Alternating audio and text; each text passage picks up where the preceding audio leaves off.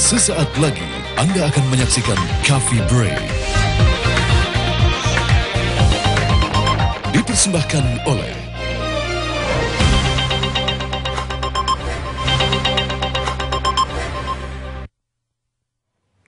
Selamat pagi pemirsa Coffee Break, senang sekali saya Nadia mulai bisa menyapa Anda. Dan pemirsa, salah satu tujuan daripada Coffee Break adalah untuk bisa mewartakan atau mensosialisasikan sesuatu yang memang harus atau patut diketahui oleh masyarakat banyak. Salah satunya karena ini menyangkut kesehatan dan juga kesejahteraan kita semua adalah mengenai BPJS Kesehatan. Untuk itu tema kita pada pagi hari ini adalah BPJS Kesehatan siap layani pemegang Kartu Indonesia Sehat atau KIS. Dan telah hadir bersama dengan saya di studio ada Bapak Irfan Humaydi selaku Kadep Komunikasi dan Humas dari BPJS Kesehatan. Apa kabar Pak Irfan? Baik. Sehat ya pastinya ya? Alhamdulillah. Pak, ini kan memang merupakan sosialisasi. Kita harus mewartakan kepada para pemirsa, kepada para masyarakat agar bisa mendapatkan pengetahuan yang menyeluruh. Mungkin kita bisa membahas terlebih dahulu secara singkat dulu ya Pak ya. Banyak orang masih kurang paham mengenai bedanya antara BPJS Kesehatan dengan KIS. Nah, mungkin Bapak Irfan bisa sebagai pembuka ini bisa menceritakan sedikit saja mengenai apa saja itu BPJS dan KIS dan bagaimana mereka itu sebenarnya adalah satu bagian. Ya, jadi BPJS Kesehatan adalah badan hukum publik yang dibentuk berdasarkan Undang-Undang Nomor 24 Tahun 2011 yang tugasnya adalah untuk menyelenggarakan jaminan kesehatan bagi seluruh rakyat Indonesia. Nah, adapun KIS yang saat ini baru diluncurkan oleh pemerintah Pak Presiden Jokowi, itu adalah perluasan dari program jaminan kesehatan yang sudah diselenggarakan. Nah, itu perluasan khususnya untuk masyarakat miskin dan tidak mampu. betul sekali. Jadi memang ini yang perlu kita tegaskan ya pemirsa. Jadi banyak orang mungkin berpikiran, waduh, saya sudah terdaftar di BPJS Kesehatan, apakah saya harus mendaftar lagi di KIS? Sebenarnya tidak. Ini merupakan sebuah perluasan. Betul. Di mana masyarakat lain yang juga mendapatkan kesempatan untuk bisa menjadi peserta adalah mereka juga tidak memiliki alamat ya Pak ya. Iya. Jadi memang sudah dibikin seperti para gelandangan dan sebagainya, dibikin sedemikian rupa agar memang bisa memenuhi seluruh warga Indonesia. Iya. Nah, mungkin kita bisa kembali review sedikit mengenai siapa saja yang berhak untuk menjadi peserta BPJS dan mekanismenya seperti apa. Iya. Jadi berdasarkan peraturan perundang-undangan yang berlaku, baik menurut Undang-Undang Nomor 40 Tahun 2004, lalu Undang-Undang BPJS, Undang-Undang Nomor 24 Tahun 2011, dan juga Peraturan Presiden Nomor 111 Tahun 2013, bahwa seluruh penduduk Indonesia wajib menjadi peserta program jaminan sosial. Salah satunya adalah jaminan kesehatan yang diselenggarakan oleh BPJS Kesehatan. Namun memang ada pentahapannya. Pentahapannya adalah untuk 1 Januari 2014 itu ada pengalihan dari peserta Askes Sosial, TNI Polri, JPK Jam Sostek, Jam Kesmas, itu semua dilebur. 1 Januari 2014 dilebur, semuanya diselenggarakan oleh BPJS Kesehatan. Nah, tahap berikutnya adalah maksimal 1 Januari 2015 itu untuk pekerja penerima upah, khususnya dari BUMN, usaha besar, usaha sedang, dan usaha kecil. Jadi pemberi kerja dari BUMN, usaha besar, dan usaha sedang serta usaha kecil itu wajib mendaftarkan pekerjanya ke BPJS Kesehatan untuk mendapatkan jaminan kesehatan. Nah, tahap berikutnya maksimal 1 Januari 2016 itu pekerja penerima upah dari usaha mikro. Nah, selanjutnya sisanya sampai dengan 1 Januari 2019. Jadi cita-citanya adalah cakupan semesta 2019, 1 Januari 2019 seluruh penduduk Indonesia sudah mendapatkan jaminan kesehatan. Jadi Pak Irfan bersama dengan teman-teman di BPJS Kesehatan yang ada mendekati akhir tahun bukannya berpesta ya, tetapi justru ada target yang sangat penting, tenggat waktunya yang harus dipenuhi ya. Oke, jadi di sini jelas sekali terpapar ya Pak Irfan ya, bahwa memang ini ditargetkan sesuai dengan amanat undang-undang, seluruh warga negara kita wajib tercatat. Nah, selanjutnya saya ingin bertanya bagaimana apabila seseorang itu sudah memiliki BPJS Kesehatan, apakah dia bisa mendapatkan double coverage untuk di kantornya misalnya sebagai pekerja yang penerima upah? Ya, Kalau yang sebelumnya itu ada JPK Jam Sostek. 1 Januari 2014 itu otomatis menjadi peserta BPJS Kesehatan. Ya. Nah, kalau perusahaan-perusahaan yang belum menjadi peserta JPK Jam Sostek waktu itu, tapi sudah memiliki asuransi kesehatan swasta, itu tidak menggugurkan kewajibannya untuk mendaftar ke BPJS Kesehatan. Oke. Jadi tetap seluruh perusahaan swasta maupun BUMN dari usaha besar, sedang dan kecil dan tentunya wajib mikro juga diharapkan mikro nanti ya, tahun 2016. 2016. Nah, untuk yang terakhir 1 Januari 2015 ini itu untuk tadi BUMN, usaha besar dan usaha kecil itu wajib. Meskipun sudah punya asuransi kesehatan swasta. Nah, kita bisa melihat tadi barusan di layar diperlihatkan tadi ada peleburan ya. Bukan peleburan, artinya manfaat yang juga didapatkan dari kartu-kartu yang sebelumnya untuk jam sostek, jam kesmas dan sebagainya. Betul. Itu nanti pada akhirnya akan semuanya menjadi single identity number dalam BPJS Kesehatan ini ya, Pak Iya, Irfan ya. kalau yang itu tadi sudah dari awal tahun sudah dari berjalan. awal tahun ya. Iya. Sekarang tinggal untuk tahap selanjutnya, tinggal waktu sekitar 2 minggu lagi ya, di mana diharapkan seluruh pekerja penerima upah untuk Betul. BUMN, usaha yang besar, sedang dan juga kecil ya, Betul. untuk bisa terdaftar di situ. Nah, tadi Pak Irfan juga mengatakan bahwa ini sudah diamanatkan oleh undang-undang. Nah, Ya. kira-kira apa lagi yang membuat para pekerja wajib untuk terdaftar sebagai peserta BPJS Kesehatan? Mungkin manfaat yang mereka bisa dapatkan apa saja nih, Pak? Ya, begini. Sebenarnya jaminan kesehatan itu juga hak daripada pegawai, pekerja penerima upah. Nah, ini manfaatnya bagi pekerja penerima upah atau pekerja formal yang bersangkutan mendapatkan security, mendapatkan keamanan bahwa jika mereka itu mengalami sakit, maka akan ditanggung nanti, dijamin pemeliharaan kesehatannya oleh BPJS Kesehatan. Mulai dari penyakit ringan sampai dengan penyakit yang berat sekalipun, selama sesuai ketentuan atau prosedur dan sesuai indikasi medis. Ya. Nah, terus berikutnya bagi perusahaan juga sebenarnya memiliki manfaat dengan adanya secure pekerja itu, maka dia akan bekerja dengan baik, produktivitas akan meningkat gitu. Jadi tidak sedikit-sedikit alasan sakit dan sebagainya gitu, karena sudah dijamin semua. Dan di sini memang untuk BPJS Kesehatan memang fokusnya bukan untuk menyembuhkan penyakit ya, tetapi justru untuk tahap preventif juga tentunya, agar bisa menjaga agar masyarakat Indonesia sehat terus ya. Betul. Makanya namanya KIS, Kartu Indonesia Sehat, bukan Kartu Indonesia Sembuh. Jadi diharapkan bisa sehat terus ya warga negara kita ya. Pak Irfan, kita harus break dulu sejenak, masih ada banyak sekali pertanyaan mengenai BPJS Kesehatan. Jadi pemirsa, jika Anda ingin mendapatkan informasi lebih lanjut lagi, pastikanlah Anda tetap di stasiun ini. Kami akan kembali setelah yang satu ini.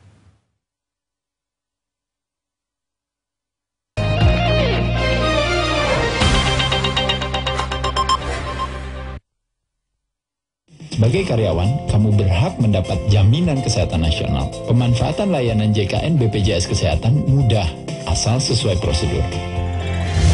Prosedur pertama, peserta dilayani di fasilitas kesehatan tingkat pertama terlebih dahulu. Berikut manfaatnya. Jika membutuhkan layanan lebih lanjut, peserta akan dirujuk ke rumah sakit. Kecuali dalam kondisi gawat darurat bisa langsung ke rumah sakit.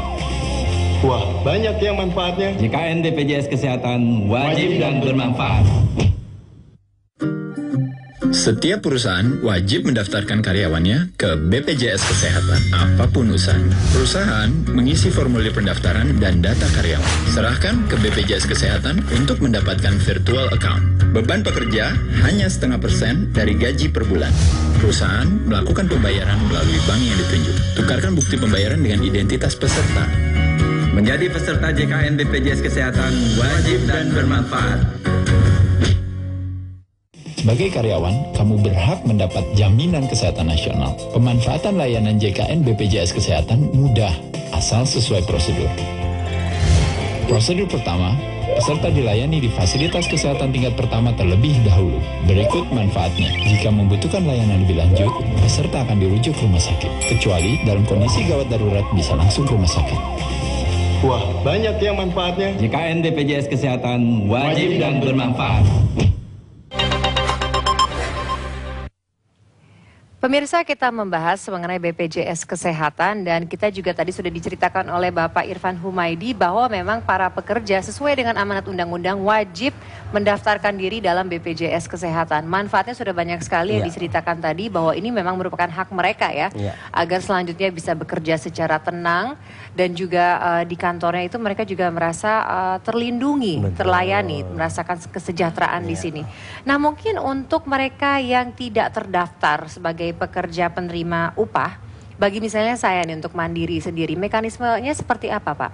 Iya, kalau untuk pekerja penerima upah, khususnya dari kalangan swasta, itu tidak perlu pegawainya semua berbondong-bondong datang ke kantor BPJS Kesehatan. Secara kolektif diurus oleh HRD atau pimpinan perusahaan.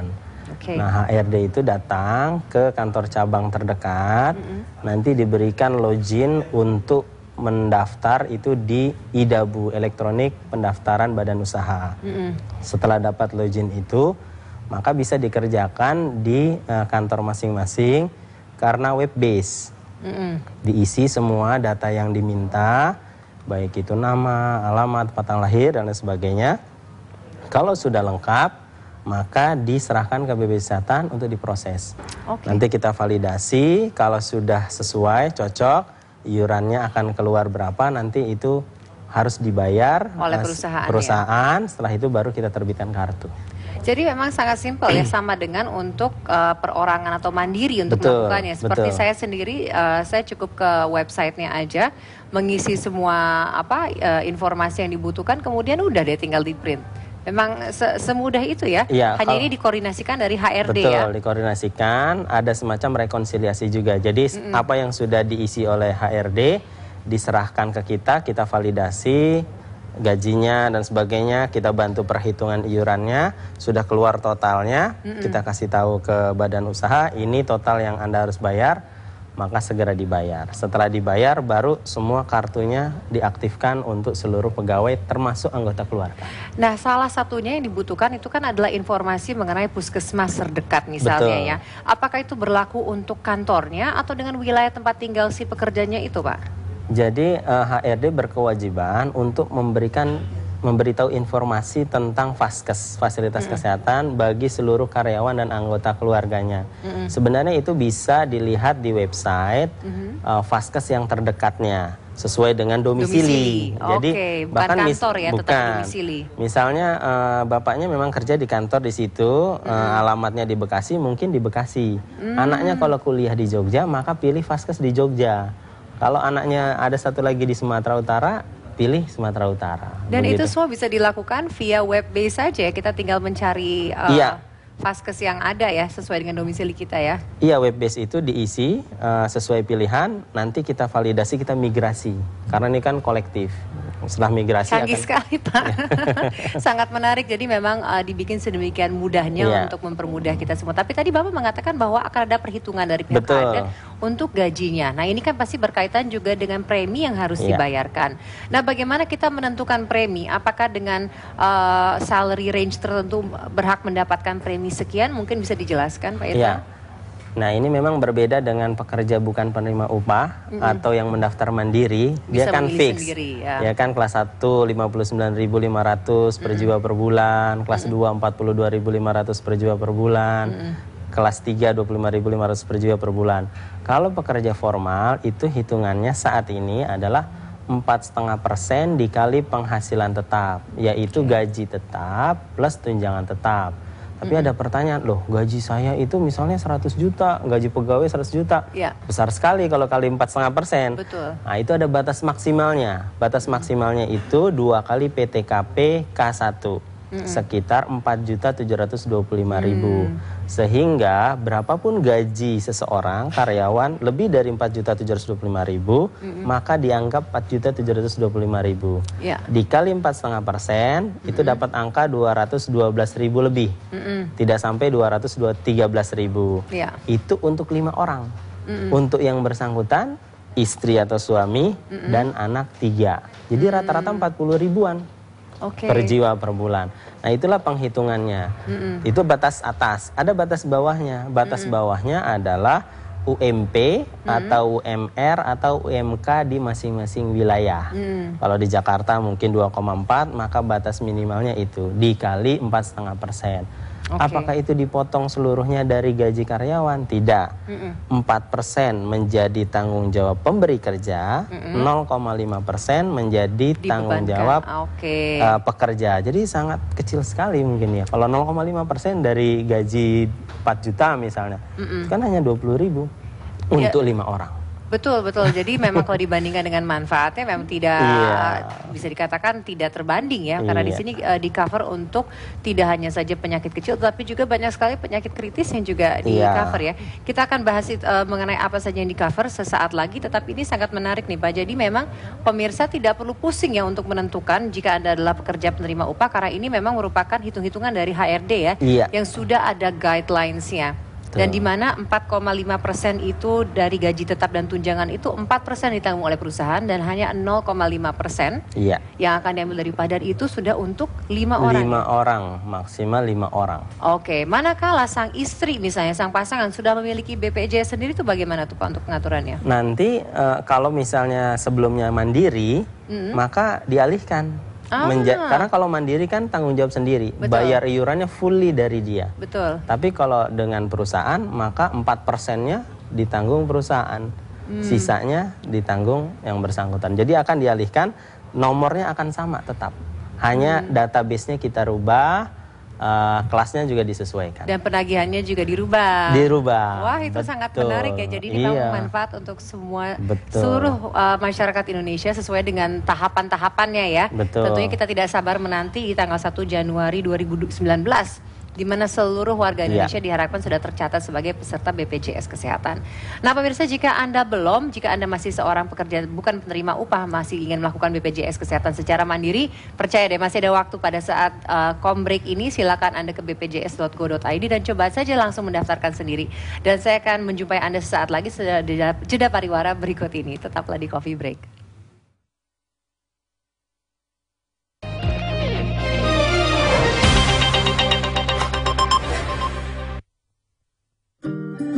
Setiap perusahaan wajib mendaftarkan karyawannya ke BPJS Kesehatan, apapun usahanya. Perusahaan mengisi formulir pendaftaran dan data karyawan. Serahkan ke BPJS Kesehatan untuk mendapatkan virtual account. Beban pekerja hanya 0,5% dari gaji per bulan.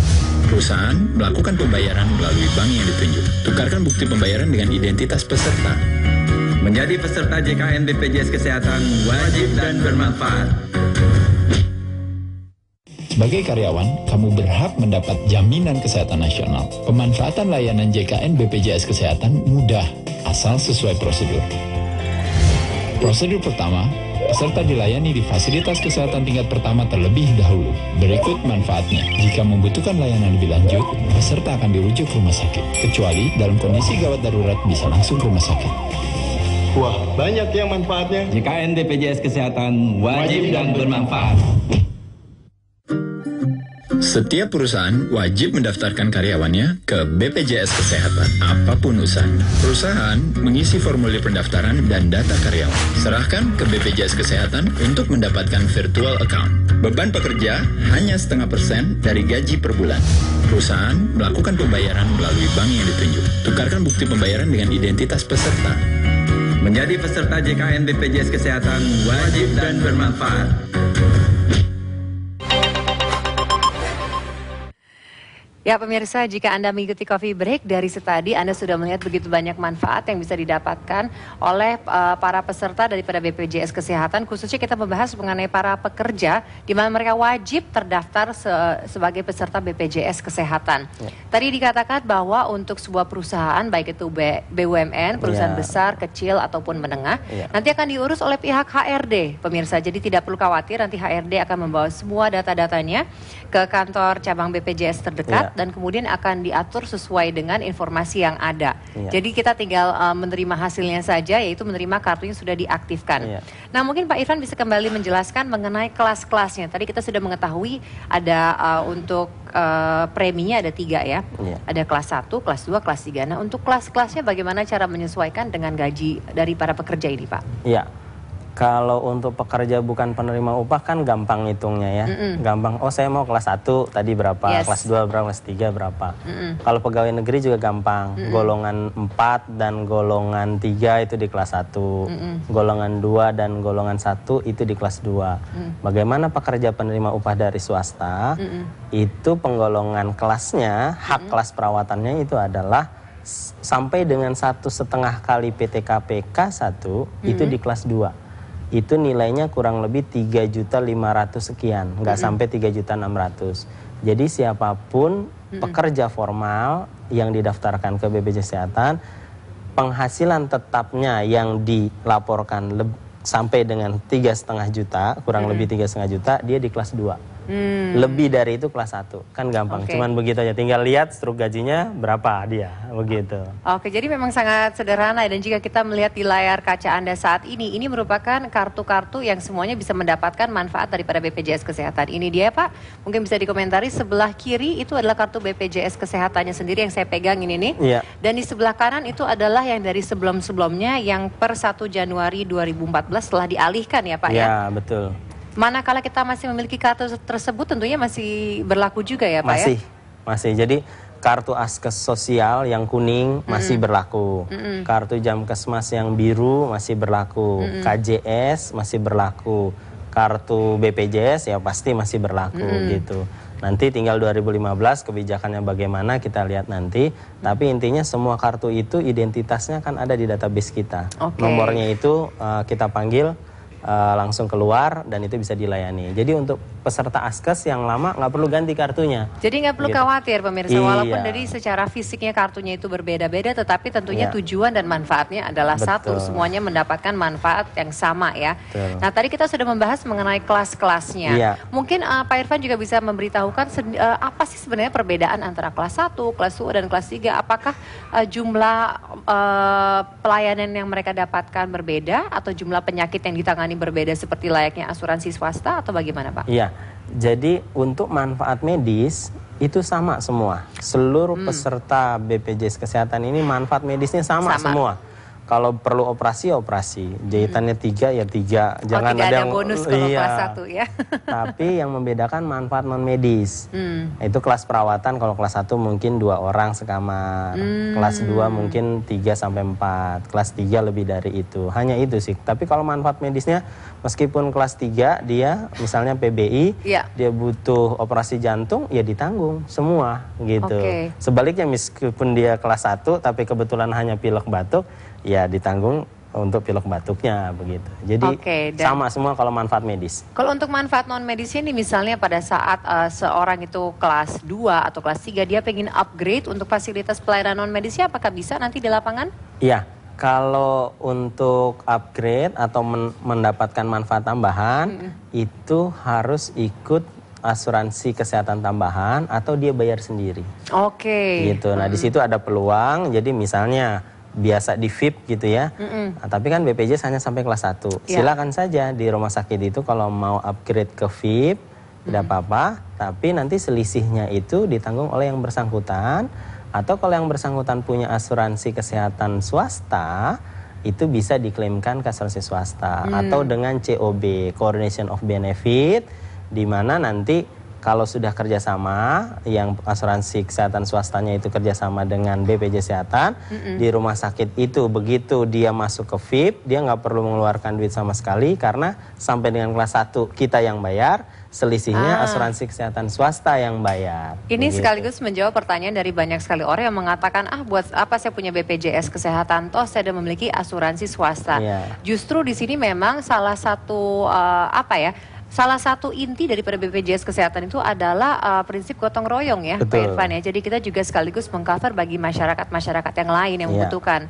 Dan di mana ternyata dengan coordination of benefit kita tetap mendapatkan manfaat baik dari BPJS Kesehatan maupun asuransi swasta kita ya. Jadi justru it's a good idea kita memiliki asuransi swasta tetapi kita tambahkan dengan BPJS Kesehatan atau the other way around ya. Justru benefit atau manfaat yang didapatkan semakin terkoordinasi, semakin luas ya.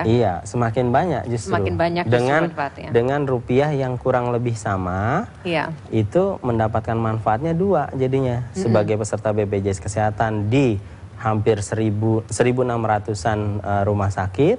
Nah, kalau dia juga peserta asuransi kesehatan swasta, mungkin tambahannya dengan provider asuransi kesehatan. Jadi lebih luas lagi gitu dengan iuran yang sama. Nah, berbicara mengenai provider kesehatan, karena tentunya diamanatkan agar seluruh bangsa Indonesia akan menjadi peserta BPJS Kesehatan di tahun 2019 nih harapannya. Nah, upaya apa saja yang dilakukan untuk bisa menambah nih untuk para provider daripada fasilitas kesehatan ini? Ya, sejak awal berdiri itu selalu ada peningkatan jumlah fasilitas kesehatan. Mulai dari vaskes tingkat pertama maupun vaskes tingkat lanjutan. Vaskes tingkat pertama sudah kurang lebih 17.000, baik dari dokter praktek perorangan, klinik maupun puskesmas. Untuk rumah sakit dan klinik utama itu sudah kerjasama lebih dari 1.600 rumah sakit. Tiap bulan itu bertambah terus. Dan ini di seluruh Indonesia pasti seluruh Indonesia. Ya? Dan harapannya juga karena nanti 2015 itu banyak dari perusahaan swasta yang masuk juga, termasuk BUMN. Kita juga menjalin kerjasama dengan BUMN. BUMN juga kan ada yang punya rumah sakit atau klinik. Terus mungkin perusahaan-perusahaan besar ada yang punya klinik atau rumah sakit. Itu bisa dikerjasamakan dengan BPJS Kesehatan.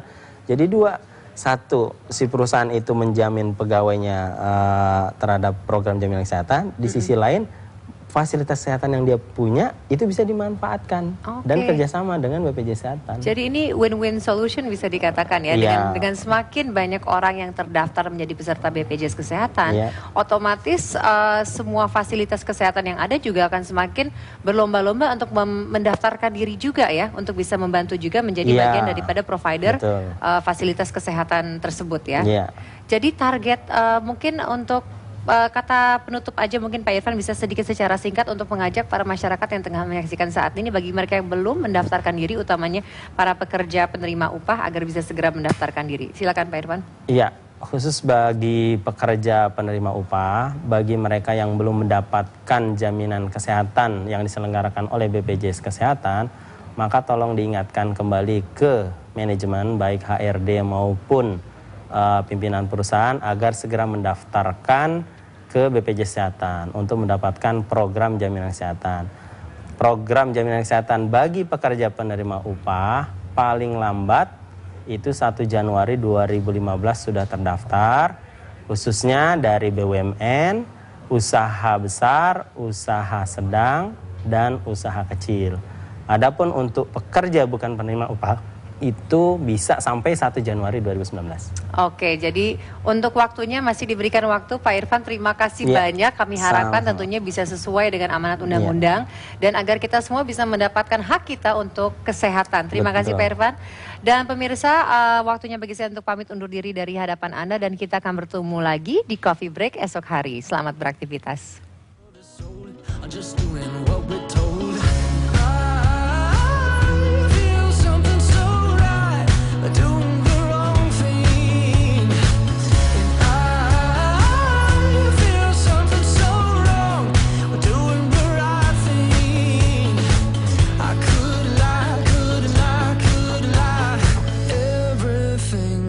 Kills me, makes me feel alive.